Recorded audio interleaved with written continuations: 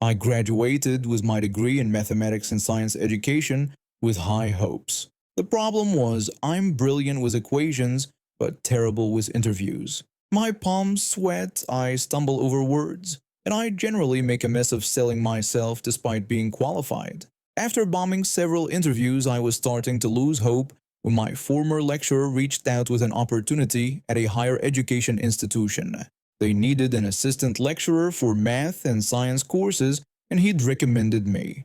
The interview went well, and they hired me on the spot with one condition. I'd work for a year on contract as a trial period, and if I performed well, they'd hire me permanently. I threw myself into the job. By the end of that year, I had earned the highest evaluation score in my department, received stellar student evaluations, and even took on additional roles as department secretary and social development coordinator. Then came the second half of my contract. As I reviewed the paperwork, I noticed something concerning. My contract didn't include the summer term. Essentially, I would be unemployed for 3 months with no warning.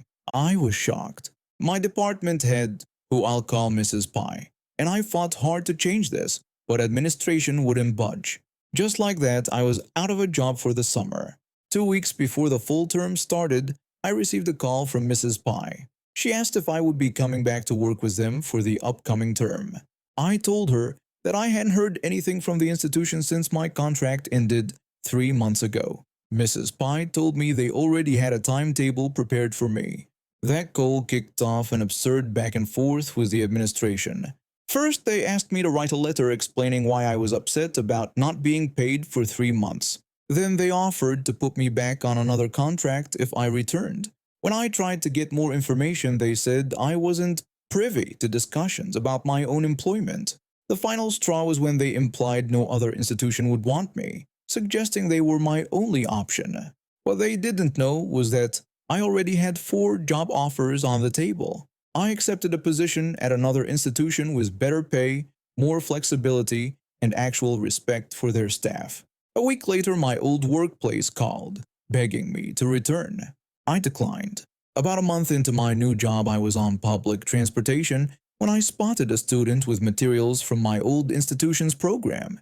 Being a bit petty, I struck up a conversation. I asked the student if I could ask a question, and they agreed. I asked whether they had a math teacher. The student explained that yes, they did have one, but they were told the teacher was still on vacation and wouldn't return for another couple of weeks. I asked if the student knew the teacher's name. When they said it was Miss Mary, I chuckled. I told them I was Miss Mary and that the institution had known for weeks that I wasn't returning. I suggested they share this with their classmates. The student was shocked and angry. This wasn't a minor issue then. To get certification in their program, completing the math course was mandatory. After that encounter, I called my former lecturer who had recommended me to the institution. I explained everything that had happened and told him not to recommend any other teachers there if he cared about his students' education. He was angry when he heard how they treated me. Word spread quickly. Students learned there was no math teacher, despite what they'd been told, and many left the program. This created a problem for the institution because the program was subsidized by the government based on student enrollment. With students leaving, they took a financial hit. Midway through the term, the overseas external examination results came in for the students I had taught. They achieved a 98% pass rate, the best results the institution had ever seen for mathematics. The administration called to congratulate me and offered my job back, saying they still hadn't found a replacement. I declined. Because of how they treated me, no qualified teacher would accept a position there. They eventually hired a college student who was taking a semester off because he'd failed too many courses. He lasted 3 months before quitting, and the program continued to decline. The institution lost their government subsidy. Without that funding, they couldn't afford to pay teachers for the other courses in the program. Their reputation suffered. It's been 3 years now, and they still call occasionally, asking me to come back. Each time I decline, I remind myself of the value of working somewhere that appreciates my contribution. My dad is a bail bondsman. He helps people get out of jail by posting their bail money. If they don't show up to court, he has to track them down or lose all that money. People often think he's a bounty hunter. He's not. This happened about 2 months ago. We had just finished breakfast at International House of Pancakes. We were driving around town when my dad suddenly slowed the car. I asked what he saw, looking where he was staring. A woman had stumbled out of the wooded area by the road. She was covered in mud and looked weak. My dad recognized her right away. "That's her," he said quietly. He pulled the car over. I recognized her too. She was a client who had skipped court and cost my dad nearly $15,000 in bail money. When she saw our car, she ran toward an old mall parking lot nearby. This mall was almost empty, built back in the 70s with most stores closed down. My dad parked and told me to stay in the car, but I followed at a distance. She was hiding behind a parked car. The woman was in terrible shape. My dad told me later she smelled bad and was high on something. She had been hiding in the woods for 2 days. A police car pulled into the lot. The officer was a friend of my dad's who was off duty but had his squad car. When the woman saw the police car, she tried to run again, but my dad grabbed her shoulders and brought her to the ground. That's when a fancy SUV drove into the parking lot and a woman jumped out. The woman yelled at them, asking what they were doing and telling them to get off the other woman. My dad asked her to step back and told her this was police business. A second woman got out of the SUV, recording everything on her phone. She told them they were recording and accused them of assaulting people. The police officer tried to explain he was a police officer and that the woman had skipped bail. The first woman interrupted him. She told him he was lying, that he wasn't a real cop, and that wasn't a real police car. The officer tried to show his badge, but the woman pulled out a taser from her purse. The officer told her to put it down. Both my dad and the officer drew their guns. The woman screamed and jumped back into her SUV, still holding her taser. She told them she was calling the police. My dad told her to go ahead. I laughed watching this. This woman was calling the police on the police. While she was dialing 911, the officer's radio came on. He had been called to this exact location. Within minutes, 3 more police cars arrived. Both women were handcuffed and put in separate police cars. The first woman complained about police brutality and said she was just trying to help. The second woman said they had rights. The officer told them they were under arrest for assaulting a police officer and interfering with an arrest. They took the bail jumper away first. These 2 women didn't even know her. They had just seen what was happening and jumped in without understanding. My dad and I went to the station to give statements. On the way there, he laughed and said in 20 years as a bail bondsman, this was a first. Later, both women were charged with assaulting a police officer, interfering with an arrest, and having an illegal weapon. The taser wasn't legal in our state without a permit. The bail jumper got a lighter sentence than them. The second woman had uploaded part of the video to social media before the police took her phone. She tried to show police brutality, but it showed her friend pulling a taser on a uniformed officer next to a marked police car. My dad got his money back from the bail jumper. Now when we pass that old mall, we laugh about the day 2 women tried to arrest the actual police. Working at a grain elevator last summer involved more drama than I expected. I was hired as a loader at a small outbound facility where we wrapped up the wheat harvest and loaded shipping trucks. It was just me and my boss. I loaded trucks, he weighed them, and signed off on shipping tickets. For anyone unfamiliar with grain shipping, weight limits are strictly regulated. Interstate shipping requires 80,000 pounds, while highway shipping, what we call 85.5, allows up to 85,500 pounds. Going over these limits is illegal and dangerous. We'd already had 4 serious grain truck accidents that season, so we took the regulations seriously. One day during outbounding, a truck driver showed up with a problem. The weight gauge in his truck wasn't working. This gauge tells drivers when they've hit the right weight. Since he needed an 85.5 load and had no working gauge, I had to eyeball it. I got him to 82,500 pounds, which was underweight but close. Instead of understanding the challenge, he got upset because he wasn't at full capacity. He went to my boss and told him how terrible I was at my job. The same driver returned around noon claiming he'd fixed his gauge. He told me he would honk his horn when I should stop loading his truck. I agreed and told him I would fill until I heard his honk. I started filling his truck, and when I heard the horn, I stopped. When we weighed it, he was way under, around 78,000 pounds. The driver told my boss that I didn't know what I was doing and suggested I should be fired. My boss defended me, saying he had heard the horn himself and knew I had stopped when signaled. We filled his truck again, this time reaching 83,000 pounds. He complained more but eventually left with his shipment. I thought we were done with him, but he came back one last time that afternoon with the same routine. He told me to wait for his horn again, and I agreed. This time I could tell there would be a problem. When you've loaded trucks before, you can see the dust marks on the trailer sides that show previous fill levels. Based on where he wanted me to stop, I knew he'd be overweight, but he was honking the horn, so I followed his instructions.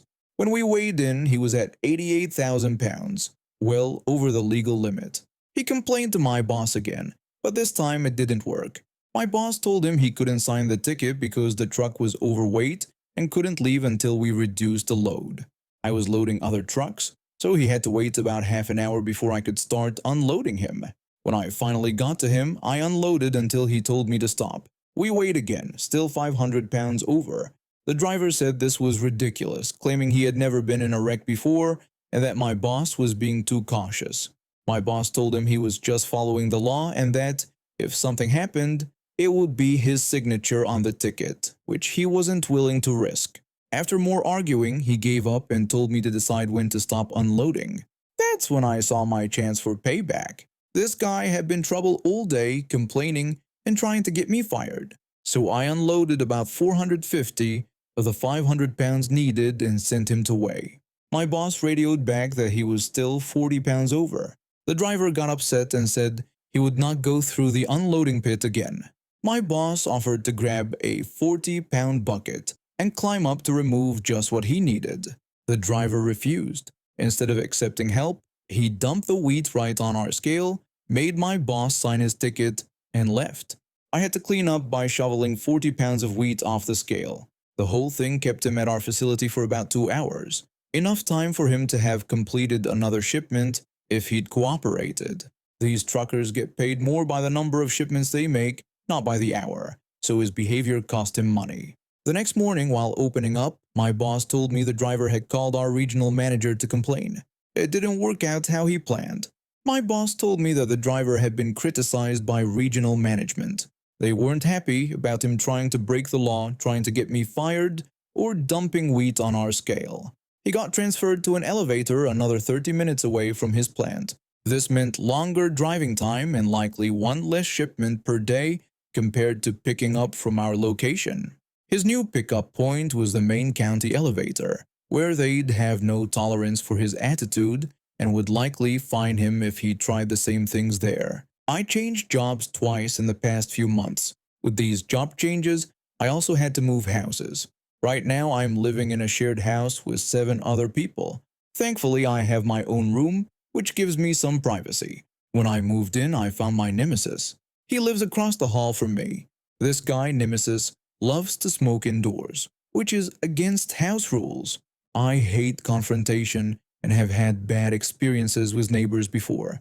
The Nemesis smokes in his room, and the smell goes through the entire house. I never talk to him about it because it's in the house rules that smoking indoors is not allowed.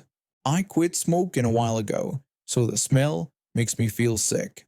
I told our landlord about the smoking. I didn't speak with Nemesis directly because he barely understands English, and when he talks to me, I just nod and don't really care what he's saying.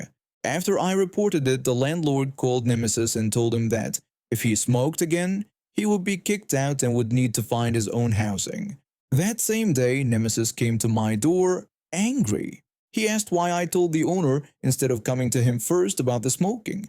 I told him that he signed a contract with that rule in it, and it should be obvious that smoking inside wasn't allowed. This happened on October 29th.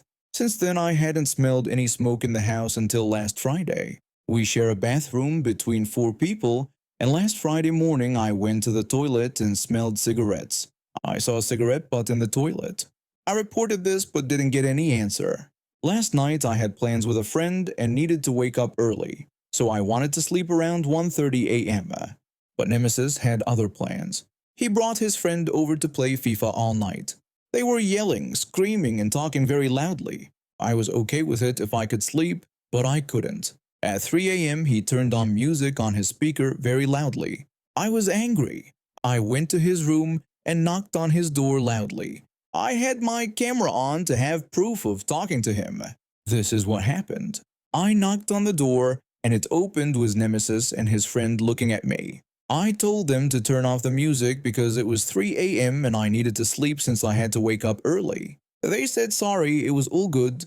I told them I didn't care about their apologies and just wanted the music turned off. They kept saying okay without doing anything. I cursed and left. They turned down the music a little, but soon they turned it back up. I only tell people once, then I act. I wanted to go back and beat them up or throw their speaker out, but I didn't. I don't want problems because of jerks who don't understand simple rules.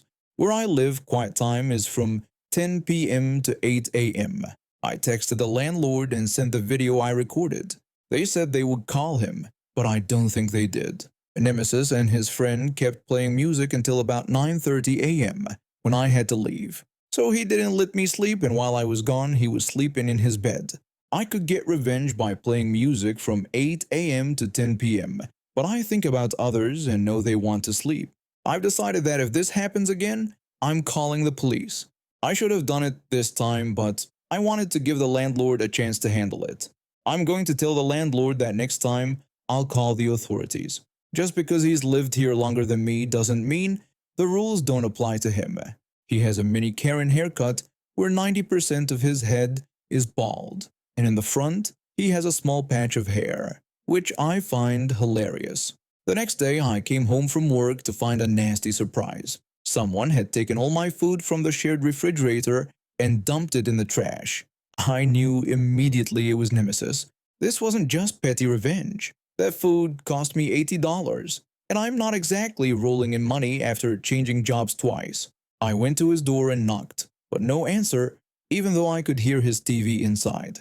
I took photos of the trashed food as evidence and sent them to the landlord. This time, the landlord actually showed up in person the next day. The landlord gathered everyone in the common area for a house meeting.